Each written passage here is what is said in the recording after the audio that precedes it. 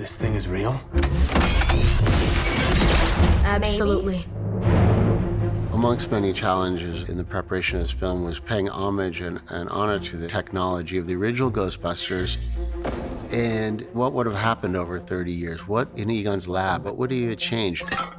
The Proton Packs, the props, the characters. Piece by piece, we're kind of handing you back all your favorite elements of this franchise. This movie follows through with a lot of the old original equipment, and it's old and it's rusty, and it makes you go like, yeah, that's the stuff. This is awesome.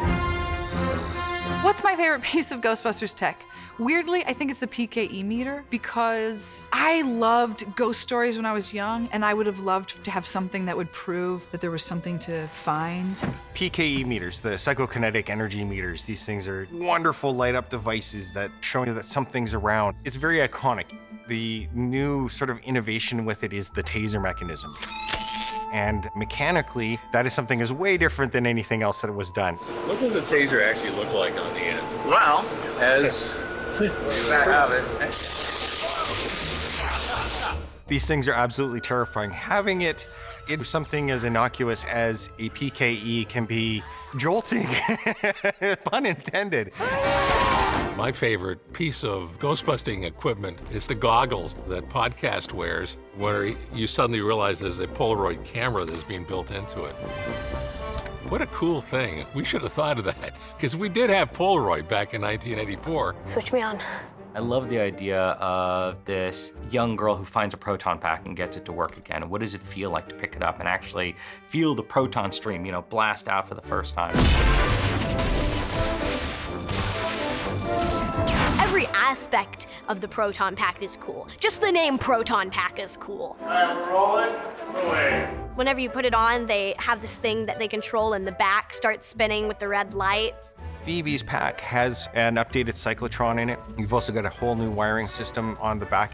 There's lots of detail. They have like all these different switches and it's really heavy. I've learned that if you make something big and cumbersome, it really sells the shot. And the gun is even cooler because there's tons of flips and switches that do different things, and there's a thing that you're supposed to push with your thumb, but my hands are too small, so they made this little button underneath that I can press. Action. And it vibrates and it glows.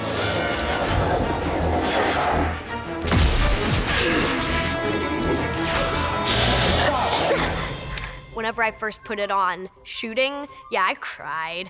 I had the Proton Pack in the Ghostbuster suit, and I was like, oh my God, what's happening? A wooden ruler versus a metal box. I wonder who will win. Killer replica. When I see a real Proton Pack or Ghost Trap, I'm taken back to being a kid. Fire it up. 3, 2, 1.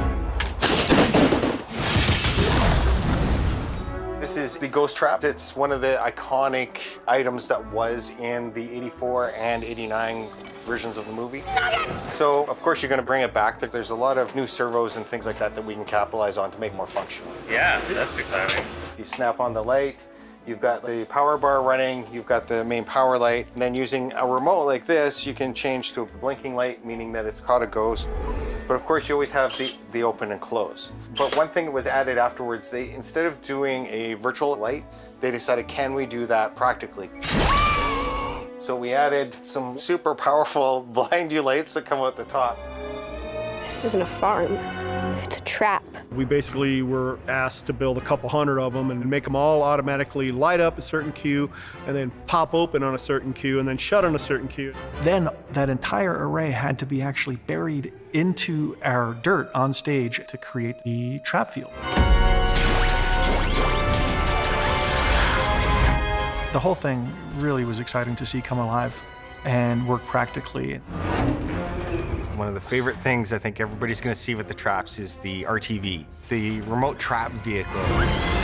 Our whole approach on Ghostbusters Afterlife was, how do we do this for real? How do we do this the way they would have made the movie in '84 with real live action special effects and an actual RTV that can keep up with a car? We even brought in an RC specialist who was like a Calgarian RC champion to operate. And you should have seen this guy. He could do all kinds of movies. He could go downstairs. He could drift the thing. The prop makers built it kind of sloppy and wobbly. It was designed to be a character in the film. It moves like an animal, like a person. It has eyes that you can relate to.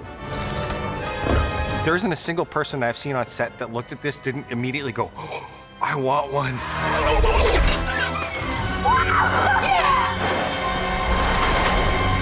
My favorite Ghostbuster gadget has to be, let's see. So Ecto Goggles is number 1. Let's see, number 2, definitely Proton Pack. Even though I didn't get to use it, it would be on my first if I got to use it, but I didn't, so I didn't really know what it was like. 1 second. Being a fan of the original movies, I could not have wished for anything better than this. Like, this is a Ghostbuster fan's dream to get to be here and play with the traps and use the Proton Pack and learn how to be a Ghostbuster and be a Ghostbuster. I'm pinching myself to this day, like, is this real? Like, what's happening? What is going on? Thanks for pitching in. You're welcome.